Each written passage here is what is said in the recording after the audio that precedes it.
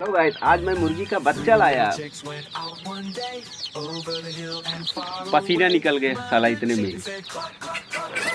आगे का मैनेजमेंट मैं आपको दिखाता रहूँगा। देखने के लिए, सीखने के लिए बने रहें हमारे चैनल पे। चैनल को सब्सक्राइब करके रखें ताकि ये सब सोनाली के बच्चे हैं, पहले वाले हमारे चूजे लाने के पहले हमारा फार्म कुछ ऐसा था और हमारे मुर्गे और मुर्गियाँ भी कुछ ऐसी थी बड़ी बड़ी।